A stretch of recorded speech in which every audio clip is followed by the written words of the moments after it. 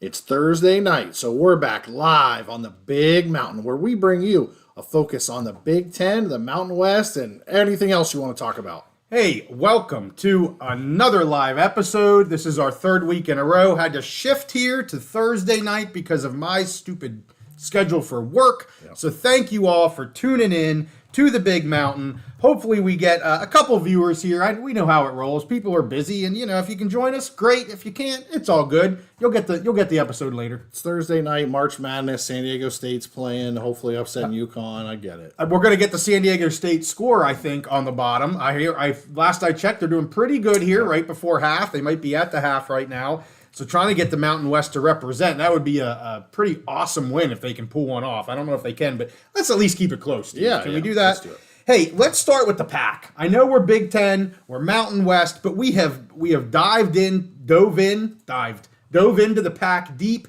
about 6 months ago, and I want to come out of the gate with the PAC. Okay. And then we'll get to the Big Ten and some Mountain West stuff. Let's do it. I know we've got squeezed money. Don't worry, Pat Chun is the second topic I want to get to. We are prepared to talk some Pat Chun. But before we do that, I want to talk about the finalization of the settlement agreement. So we've talked a lot about this. On Monday, it was announced that it was finally finalized in terms of the settlement agreement between the entire PAC-12. The conference is now under the leadership of the new commissioner, Teresa Gould. She started on March 1st.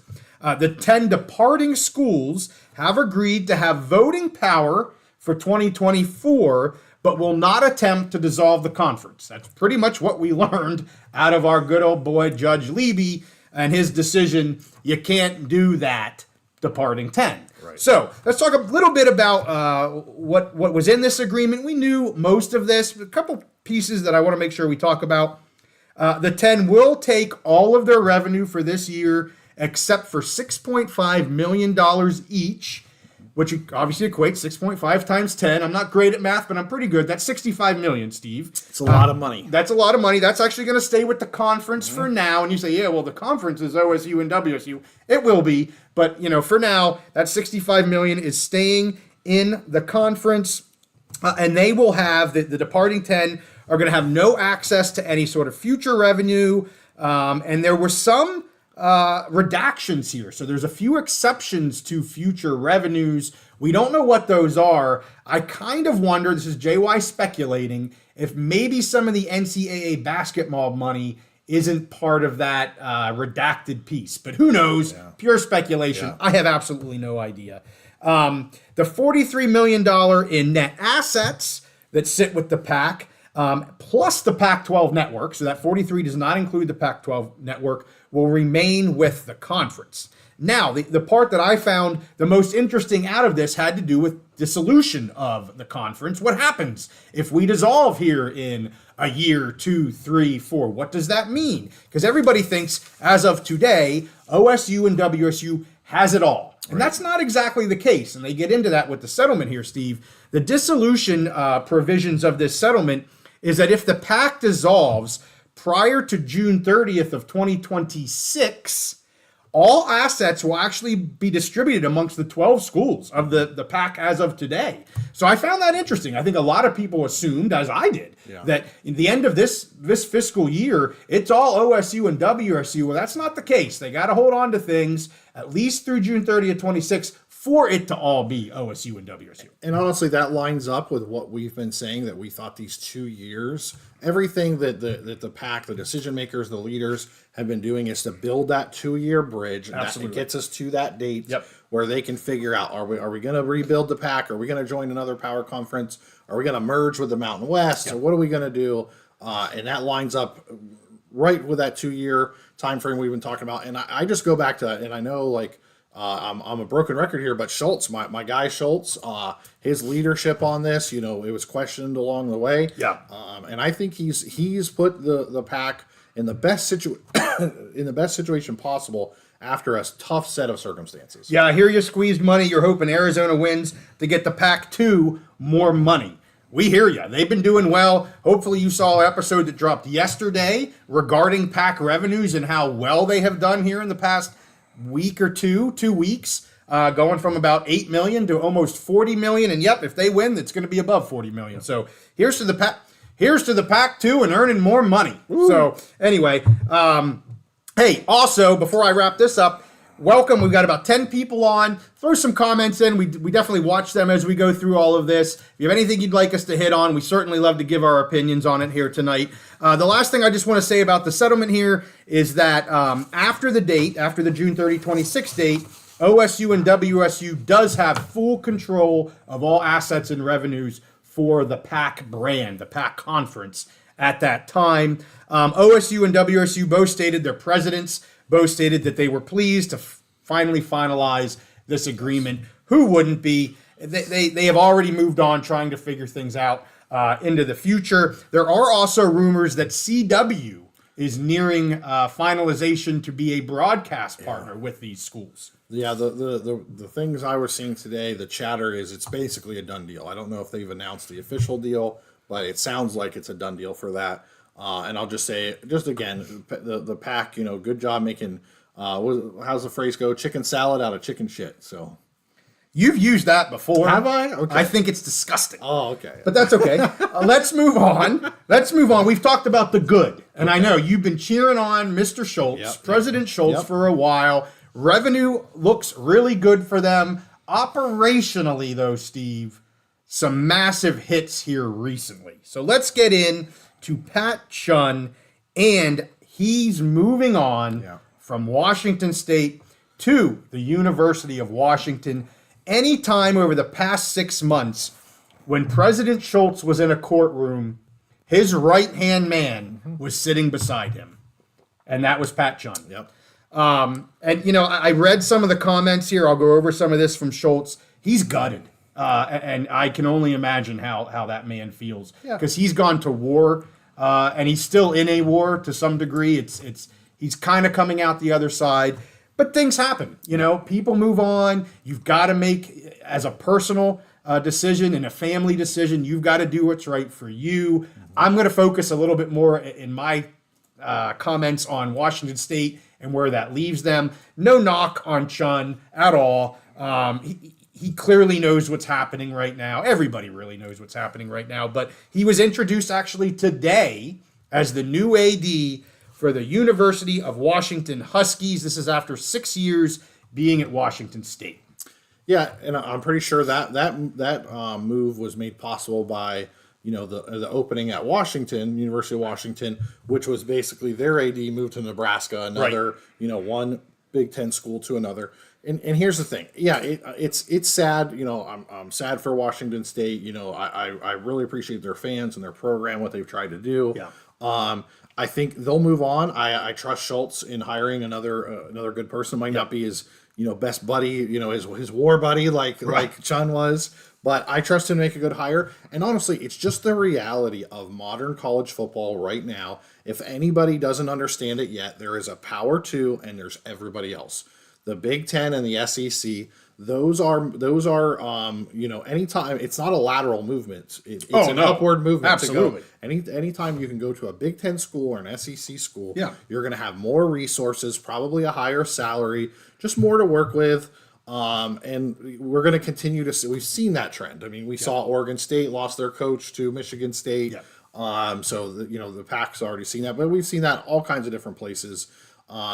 If you're in everybody wants to be in the Power 2. That's where the money is. That's where all the resources are. And if you're somewhere else, you're somewhere else. And so that's just the reality. We've seen this coming. We've been talking about this for 9 months. Other people have been talking about this for years. It's the Power 2. They're going to take what they want when they want to. Well, and I want to let me finish up this Pat Chun stuff. Oh yeah, we'll kick it to the Big Ten, but I want to get back to some Oregon State reporting later on. I'm going to be more of a Pac guy tonight than a Mountain West guy, just because again there's some ongoings here. But yeah, I mean to your point, University of Washington's on their way up into a Power 2, more revenue, more everything. Unfortunately, the reality of Washington State, where they are right now, they're steady, maybe looking at a dip down. And, Chun certainly has a strong name. I know he was actually hoping for the Ohio State AD job. That was kind of what he was really looking for. He had been at Ohio State for a while, was kind of hoping that would happen. It didn't. I do want to get to your buddy, Kirk Schultz. Yes. Some of what he said. He called this just a huge disappointment in this decision. He found the decision profound. Apparently, his response to media, this was hot off the press when it happened. Yeah. And we've heard him speak before.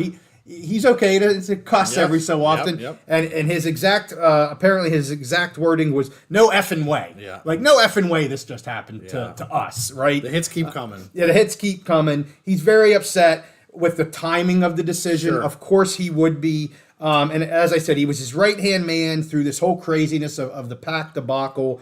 But however, Schultz has apparently told his board of regents that he has to see this through. He's not going to be there for another 10 years, probably not for another 5. But I think he's committed to probably 2, and once they have an agreement with whatever that is, rebuilding the PAC, merging with someone, blah, blah, blah, power 2, getting an invite, whatever that is, I think he's committed for 2, I would say at least 2 more years. Yep. Once that's final, he's probably moving on. I mean, he got to retire at some point too. I'm with you. They've had some great news in terms of revenues. Operationally, they've taken some hits. However, the last thing I'll say, and then let's throw it to some commenters, is that they took Danny Sprinkle from Utah State. Yeah. They took, not Washington State did, but University of Washington. University of Washington took Danny Sprinkle. Fantastic hire. Yeah, not surprised at all. Do I hurt for the Aggies and what happened this year for them? Lightning in a bottle, for crying out loud. Awesome to see. I'm happy for Danny Sprinkle. He goes, he was at Montana State, I think, last year. 1 year. He takes the bump up to the Mountain West. Now he's in the P2 now. Yeah. That happened about as quick as you can hope 13 months you go from a low Division 1 or Division 2 program.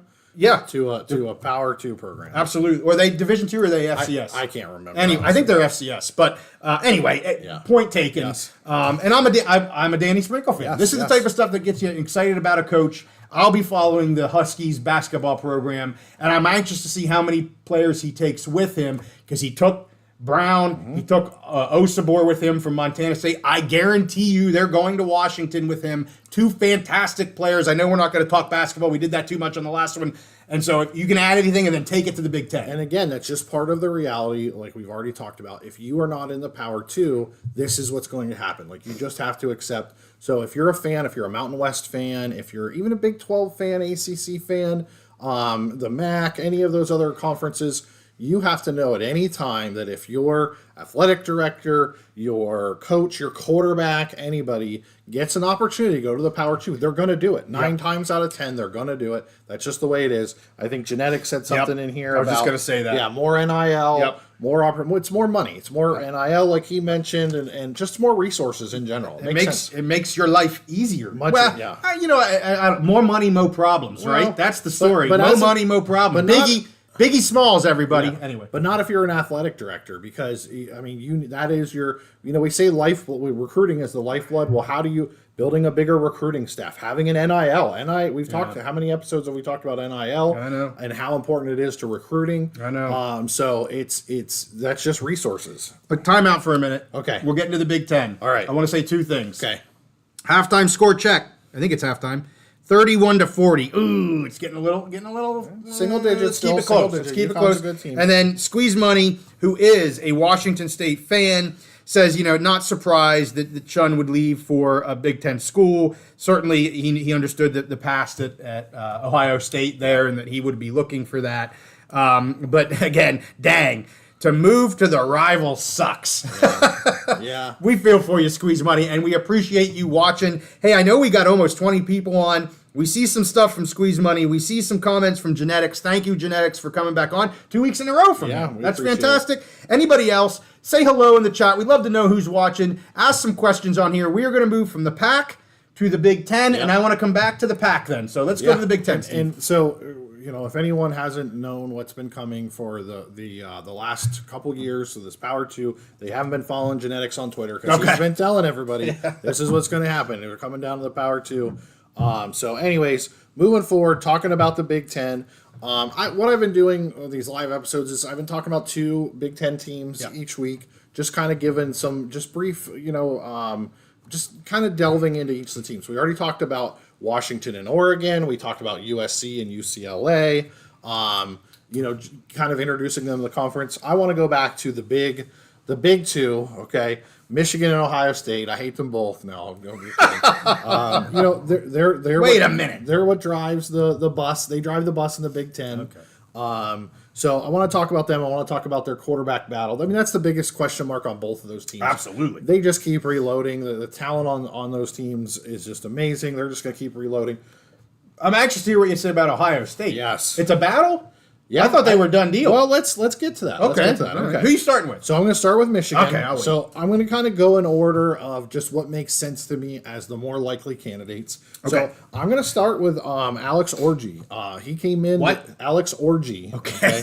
Just checking. Yeah, he came in running quarterback, a big kid, great runner. Didn't throw a lot of passes last year, but they brought him in some big points in big games, including college football playoff games, I think in the national championship, so they trust him. That tells you right there. Yes. Now, they don't trust him necessarily to throw the ball, but they trust him to come into a Yes, national yes, championship. Exactly. I mean, yes. come on. They have a lot of trust in him. Sharon Moore, definitely trust him. So I can definitely see him as the kind of the leader in the clubhouse just because of that experience that he's had and that trust.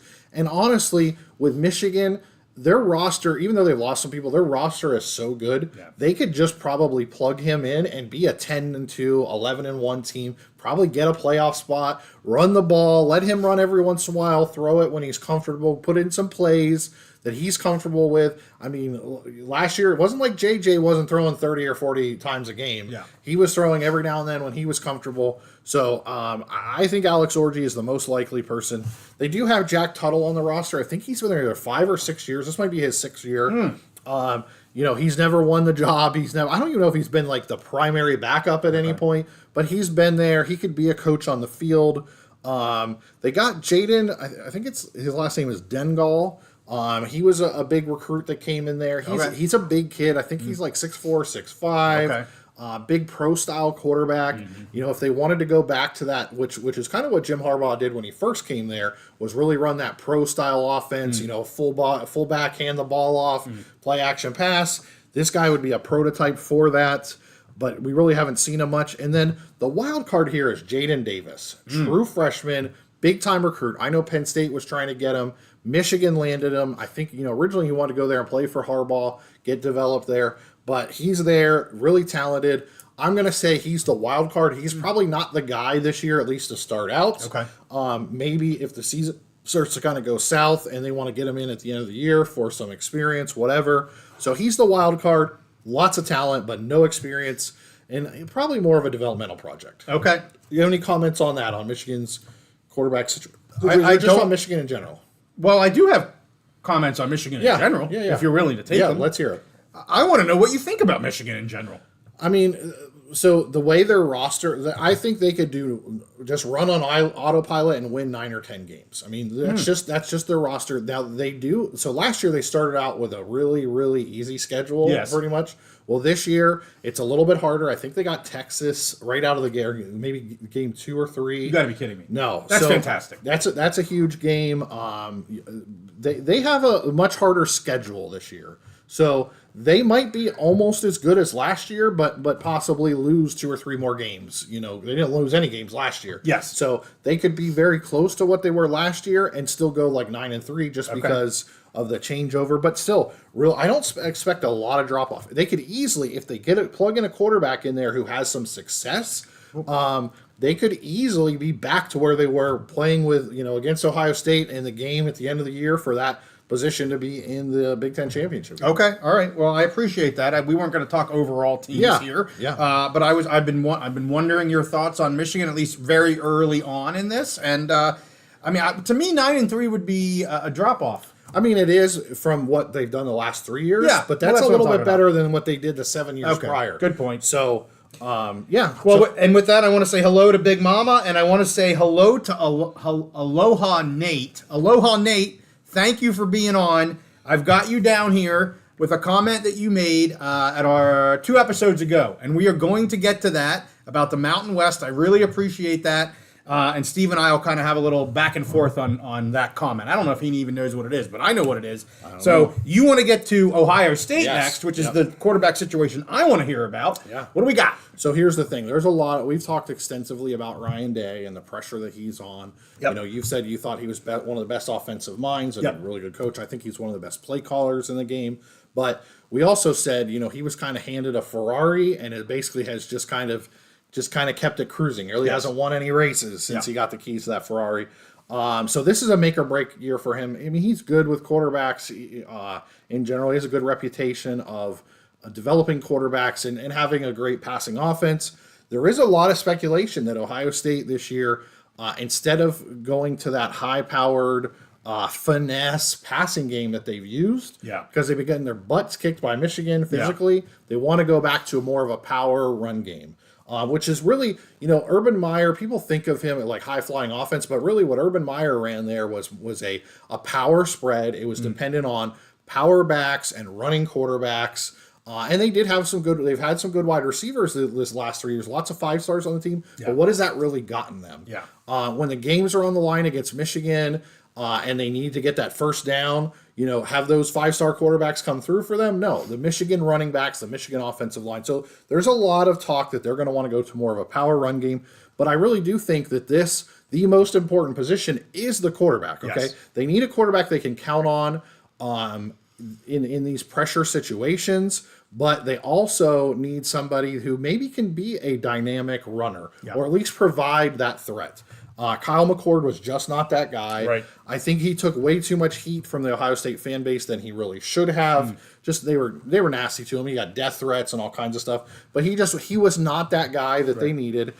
So I know you were a little surprised when I said this could be a battle. Yes. And the reason why they bring in Will Howard from Kansas State, 34 games started. He won a Big 12 title at Kansas State. Yeah. Very solid quarterback. Yeah. Now, do I see him as being at the level J.J. McCarthy was the last couple of years? Probably not. But honestly, I think Will Howard might actually be even a better running threat than J.J. was. I think he's a little just kind of bigger, stronger, will stick his nose in and get those tough yards. Yeah. Which I think I think that's what Ohio State wants. Yeah.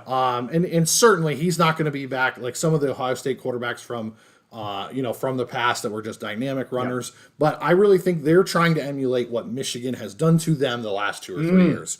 And Will Howard is one of those guys. You know, he's not J.J. McCarthy, but he could be kind of a poor man's version of that. And when you've got all those other pieces that Ohio State has, that could be just as good. That's a little harsh to say he's a poor man's J.J. McCarthy. Well, I'm just comparing what I think Ohio State wants to emulate what Michigan does, and I think it's a little hard, to expect that they're going to get that same level. I mean, J.J. is probably going to go in the first round of the NFL. Yeah, for sure. Yeah, he will. I'm not sure if Will Howard is that person. However, I think you plug him into this Ohio State offense, and I think he can do really well. But let me just say, I don't always. I shouldn't say always. I rarely think of a really solid college quarterback to be a star NFL quarterback. Yeah. They don't always. Not always.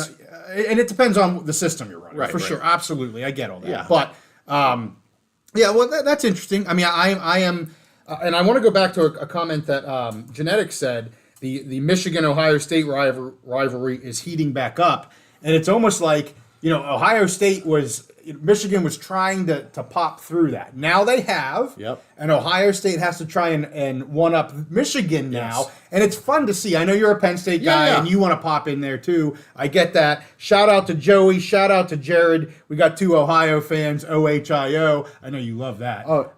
But yes. Well, one thing I really agree with Joey, because it's Thursday night. It's what time is it? What time is it on Thursday night? It's 9 o'clock. So it's Thursday night at 9 o'clock, and Michigan still sucks. Okay? So I'm right there with Joey. Okay.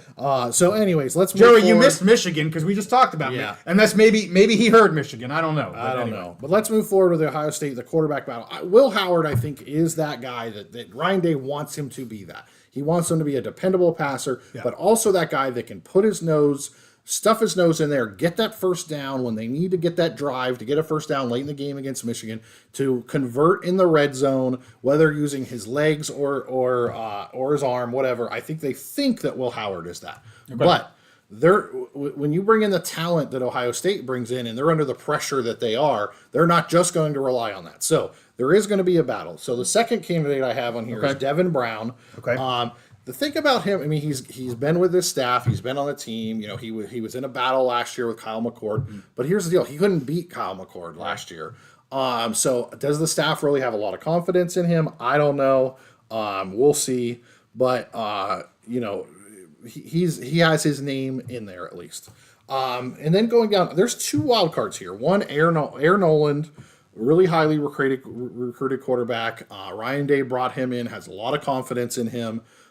Freshman, I think he was either a 4-star in some services, maybe a 5-star in some. Okay. Just really talented, a guy that they really wanted to come in and push whoever was going to be the starter this year. And then a really big wild card is Julian Sayin. He had committed and signed with Alabama. And then before he even showed up on campus, he transferred to Ohio State.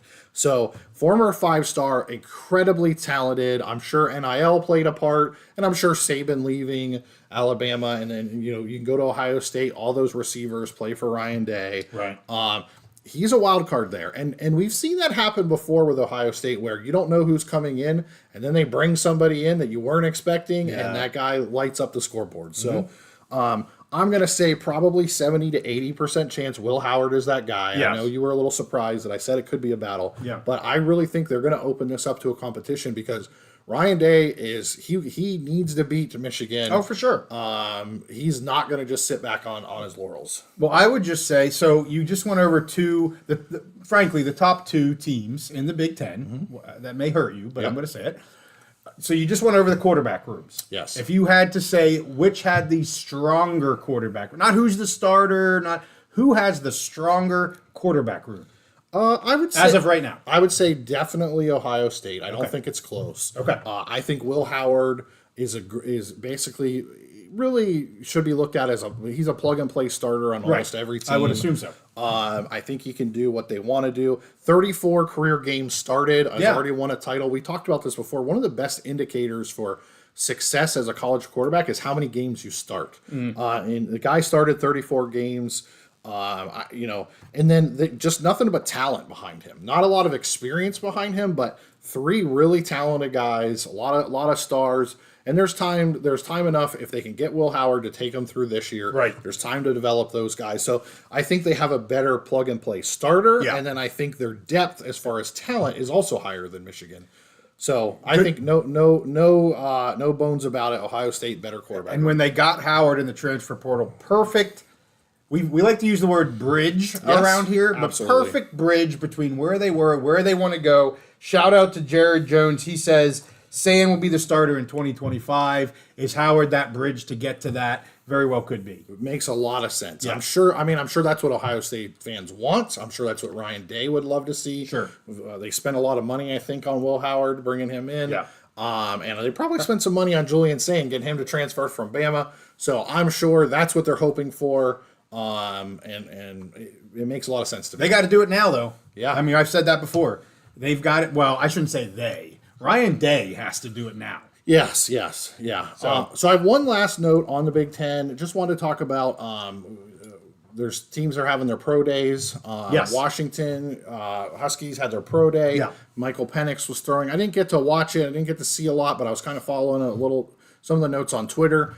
Apparently he ran a very fast speed. He did real well. I mean, he's a polished guy. Yeah. I was telling you beforehand, because you're a Washington Commanders fan and they have the second pick. And, I was telling you, I'd love to see the Commanders pick him, but he's probably they're not going to pick him at number 2. Yeah. I see Penix going mid first round, maybe into the second round. But I think he would make a fantastic quarterback in the NFL. He just, he doesn't have the size and the numbers and all that stuff. that some of the other guys have, and he was injury prone before he went to Washington. So he was in Indiana, he had a lot of injuries, kind of was a smaller, slighter guy until he got older and kind of filled in a little bit. Yeah. So we'll see. But I think he had a solid pro day, and I can't wait to see where he ends up in the NFL because I think he's going to continue to be successul. Shout out to our first hot dog super. Ooh. That's fantastic. We like supers around the Big Mountain. So I want to go back to the pack here real quick. Then I definitely want to get to AlohaNate and his comment. His comment was regarding the pack and the Mountain West.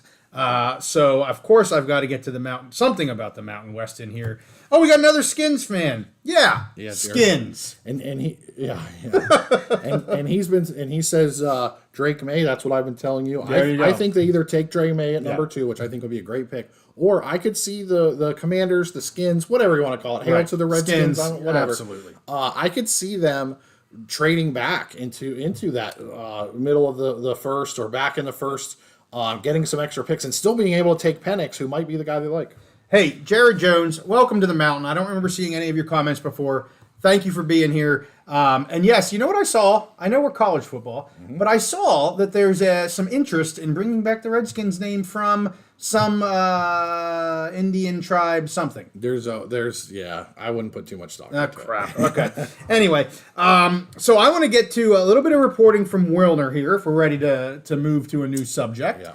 Thank you guys. We got about 16, 17 people on. Really appreciate it. Keep those good old comments coming. What do we got? Broncos get McCarthy.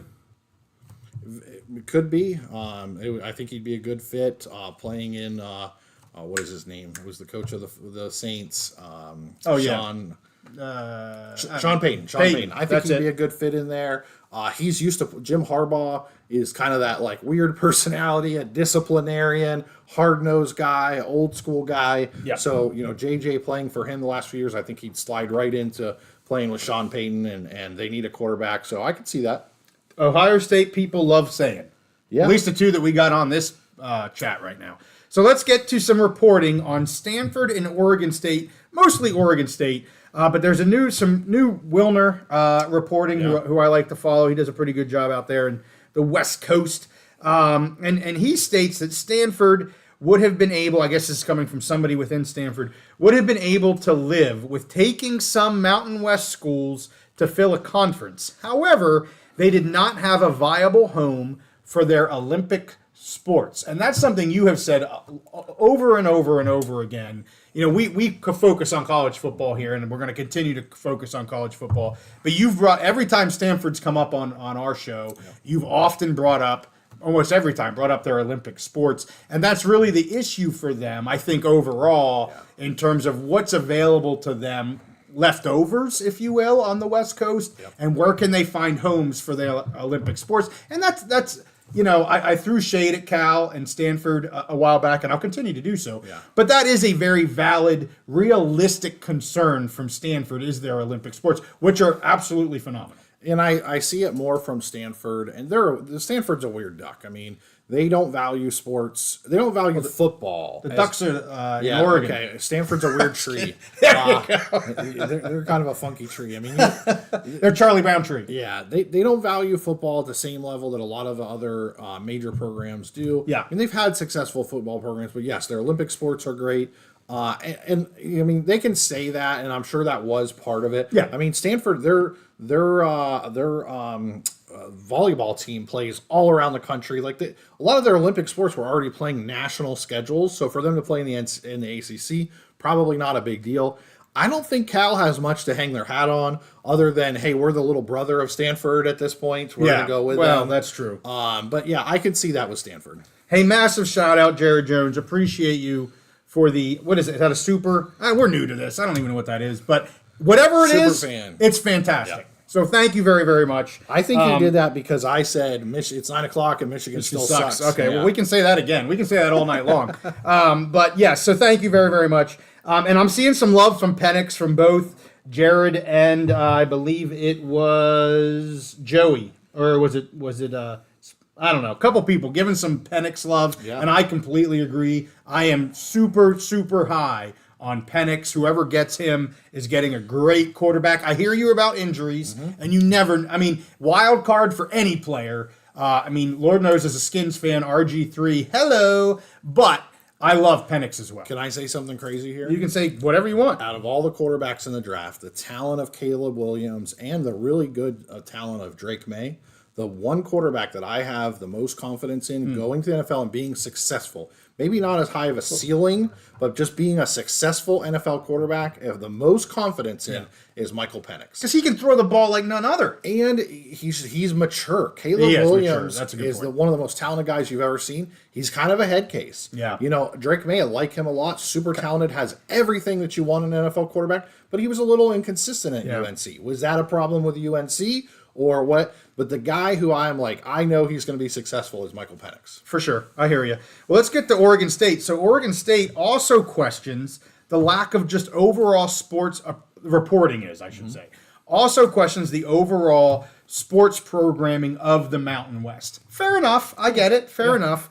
But for Oregon State fans, and I don't know if we have any Oregon State fans on. I know we've got at least one Washington State fan on. Squeeze money. We got you. But we're going to talk a little Oregon State here. So for any Oregon State fans, I just have a few things that I want you to think about. And I'm not trying to knock you. I'm just trying to talk reality right now. So item number one, we know that revenues for this program are going to be decreasing in the upcoming years. We know that's going to happen. Yes, there is a push by the state government to increase funding to that school. I think, and certainly for this year, it's for scholarships. They already approved, I think it was a $10 million funding for scholarships. There's talk about that ongoing. I would assume that's for scholarships. I didn't do much research in that. But overall, that funding is they're not going to be in a P2 conference unless they get an invite, and we don't think they're going to get an invite to a P2. So there's going to have to be some adjustments made. And with that, so then I get to number two. If revenues are decreasing in the coming years, then expenses have to follow. We have to decrease expenses as well. I mean, yes, maybe the state is going to stopgap that to some degree, but you can't keep your expenses at one point and maintain that while your revenues are going down. I mean, that's basic accounting. I don't want to geek out here, but that's basic accounting. And that could mean a potential elimination of some sports offerings. I'm not saying it will happen, but if you have to decrease expenses, maybe you have to decrease your offerings. And if your concern right now, this is coming from the Mountain West guy, is that the Mountain West doesn't have enough sports offerings, well, you may have to cut back on your sports offerings. Any thoughts on that? Before I give my thoughts on that, I just want to say it looks like UConn may be pulling away a little bit. 15 points. Yeah, 15 points. A lot of the Clemson, Arizona game was close. Yeah. So we got some Clemson fans in here. Well, and somebody asked about the Arizona game earlier. Yeah, so thank you to our producer for popping up the Arizona game, because that's PAC money potential right there. Looks like a great game. And for we have a Clemson fan on here. We've been talking Clemson and ACC a bunch. So, and we're going to continue to do that. We are going to follow, I think that Clemson's going to be in a Power 2 conference. Whether it's the SEC or the Big Ten, we'll see. But back to your question of my thoughts on that. My guess is, well, first of all, I'm going to say, my guess is if they had to, with the decreased revenue, if they had to make some cuts, I don't know that they're going to cut programs as much as they may just have less of a budget for coaching and for staff and for AD. Someone made the comment about not being able to afford Pat Chun anymore. So I mean that's just my guess. And so I still think going forward, the decision makers at both Oregon State and Washington State really understand the position they're in, and they're going to find that best path. They have a couple years to work with. And to me, the solution is going to be some kind of combination of a West Coast conference, of what's remaining with the PAC, what's remaining with the Mountain West, and then maybe some kind of a deal with the West Coast Conference. The WCC, I think they've already started playing baseball with them at Oregon State. So there's opportunities for them. They're going to look at every opportunity, and maybe they look at the ACC, maybe they look at the Big 12. I don't know if that's really going to end up being being a viable option for them. To me, I still think the most likely thing is they're going to be in some kind of large West Coast conference with the Mountain West, with some other teams out there. And that gets to the hypothetical question that AlohaNate asked Okay, let's us. go for it. Well, I want to finish this real right. quick, and then we're going to get to Okay. that. Really cool hypothetical, and I'm gonna put it out there, and I want you to respond first. Okay. But let me finish this up with Oregon State. I did see some sources, and I didn't cross-reference this. I'm assuming it's correct. But sources from 2022 revenues show that Oregon State and Washington State were the lowest in the Power 5 at that time for athletic revenue when you remove NCAA distributions, media rights, and college football playoff distributions, which moving forward, they're going to be kind of gone, okay? Yeah. That puts them in comparison. Again, I'm going to tie this to my Mountain West here, Steve. Yeah. That puts them in comparison with some Mountain West schools such as Boise, Fresno, UNLV, Colorado State, San Diego State, Wyoming, and Hawaii. Yeah. And I got to be honest with you, that list was a lot. When I saw that list was longer than I expected it to be. That's 7 out of 12 Mountain West schools. Yeah. So that leads me to the hypothetical, Steve. Are you ready? I'm ready. Here's AlohaNate's hypothetical question for the Big Mountain. He put this on a comment on a previous episode. Here's this hypothetical. What if, Steve, you ready? For next year, the Mountain West says to the Pac-12, Pac-2, merge with us or we will not renew our scheduling agreement for 2025. What would Oregon State and Washington State do? So say that again. I want to make sure I understand it. Okay, so the hypothetical is they go that we have the 24 scheduling agreement. That's for this year. Now, sometime this year, whether it's later this year or early 2025, the Mountain West kind of gives an ultimatum to the Pac-2 and says, merge with us now, or we're not going to renew a scheduling agreement with you for 2025, for next year, because it's only a one-year agreement right now. Yeah. So they're giving them an ultimatum. I'm not saying the Mountain West would do this, but I thought this hypothetical was fun, and I want to know what you would say, and then I'll say what I would say. So what would Oregon State and Washington State do? So I'll say with those timelines, if they say you got to do it on this timeline, I think they're going to say no, because I think they're committed to that 2 years of I think they would call the Mountain West bluff at that point. Sure. I don't think Mountain West is going to do that because I don't think they want the to. Hypothetical is that they did it. Okay, so if they do it, I think that Oregon State and Washington State would call the Mountain West bluff. Okay. Because it would be a bluff in that situation. Sure. And they'd say no. However, we would still be interested in merging with you later on down the road. I think they're committed to this 2 years. Yeah. It makes a lot of sense. The whole landscape of college football is going to think about from 2 years ago to now. 2022, coming out of COVID, all of that stuff, to where we are now in 24. Imagine what we're going to look like in 26. The entire landscape is going to be different. All of these huge court cases that are pending. Yeah. Huge court cases. I think they are committed to this 2 years. And I'll say, I still think that the end result, however you want to twist it and make it, is going to be a new top tier, not a power 2, but a top level of everybody else.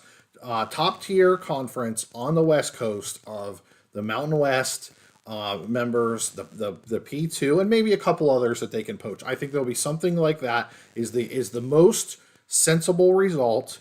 Where they can keep their programs going, have a good home, have that regionality they want. Yeah. Those time slots are those nighttime time slots. So I still think that's the most likely. But in that scenario, in that hypothetical, I think they say no and they try and call their bluff.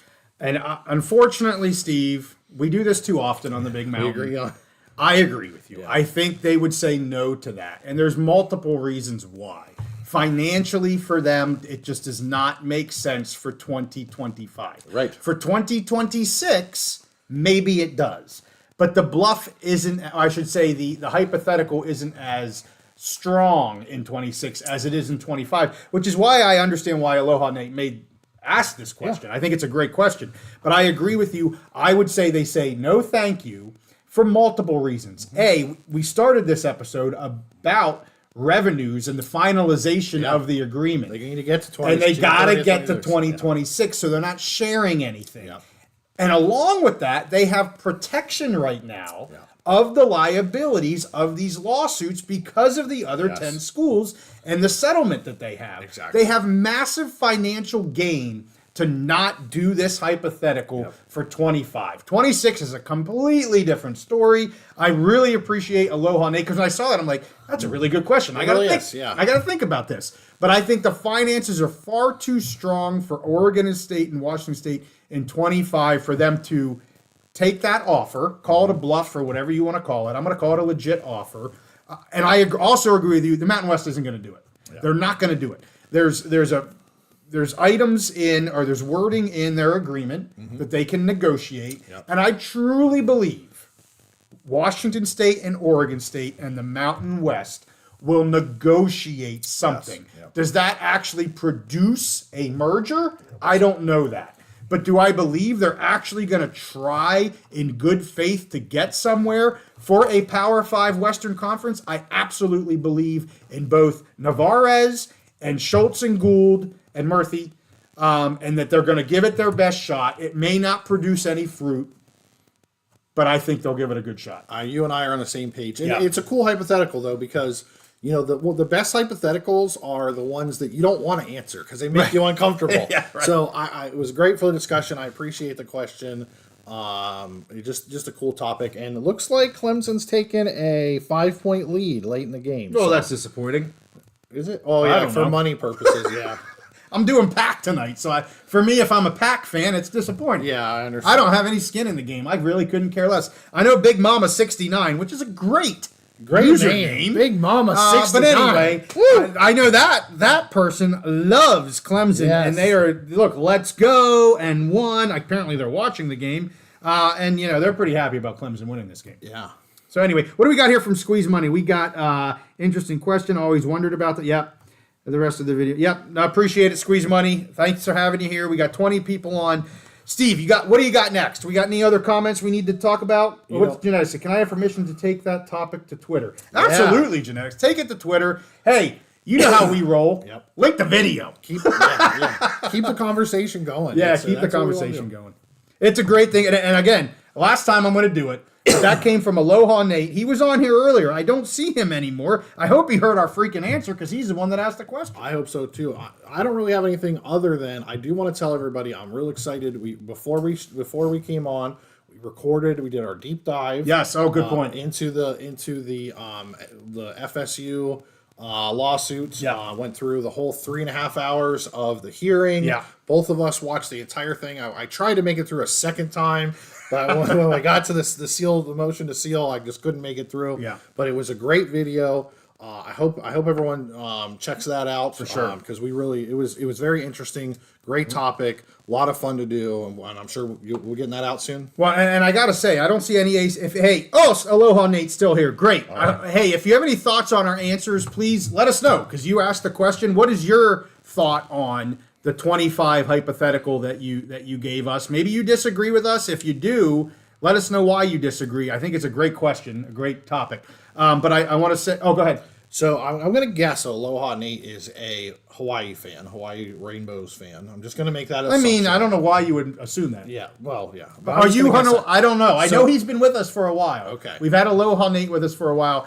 And yes, under the username you would assume, but I'm not sure if he is. So AlohaNate, let us know who your number one team is. It brings up Hawaii.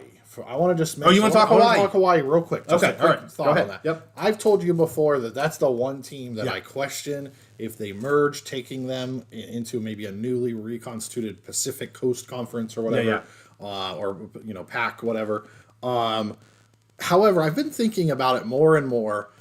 And Hawaii is a really interesting because then for all the other schools, you can say, hey, you're going to Hawaii. It's a destination. Absolutely. Kind of like going to Ireland or whatever. So the more I thought about it, the more interesting. I mean, the thing is they're not going to ever be those teams. Oregon State, Washington State. They're probably never going to get to the Power 2. It just is what it is. There's reasons they didn't get an invite.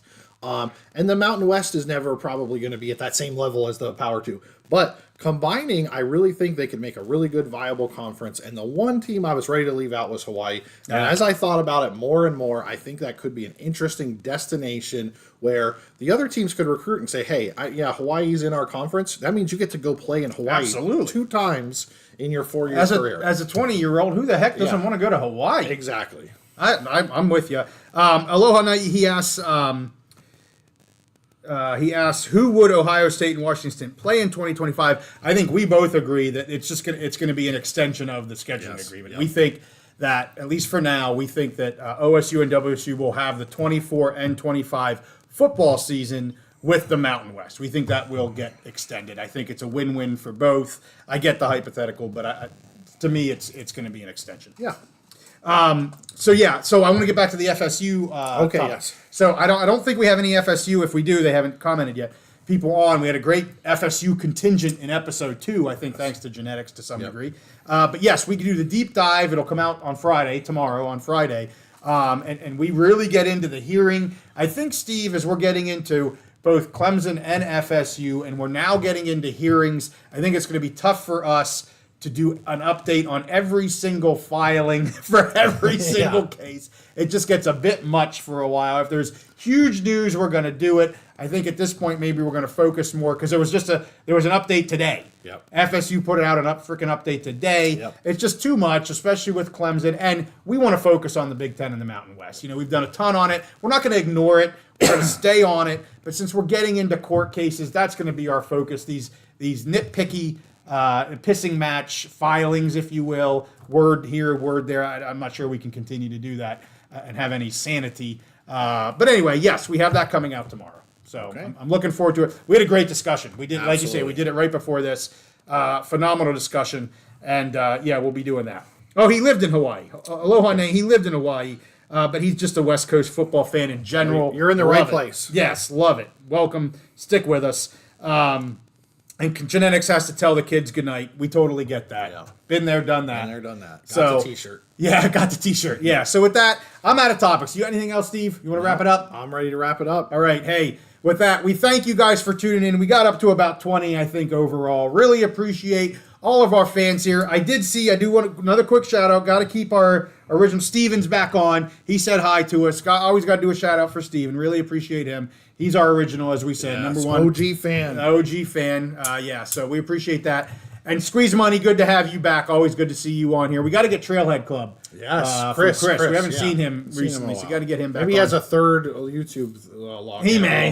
I don't know. Well, he'll be around. I think he's probably waiting for football season. So Big Mama 69. It's always good when you drop by. He's on all the time. Yeah. Fantastic. So, hey, with that, we thank you guys for watching again this live episode. We're going to try to keep doing them weekly. I think we're going to get back to Wednesdays. That's going to be our go-to, is Wednesday night again next week. With that, hey, we wish you guys a happy Easter. And if you're a believer, I just have to say, Steve, he is risen, coming up here in a couple days. With that, we'll see you guys next time on the Big Mountain.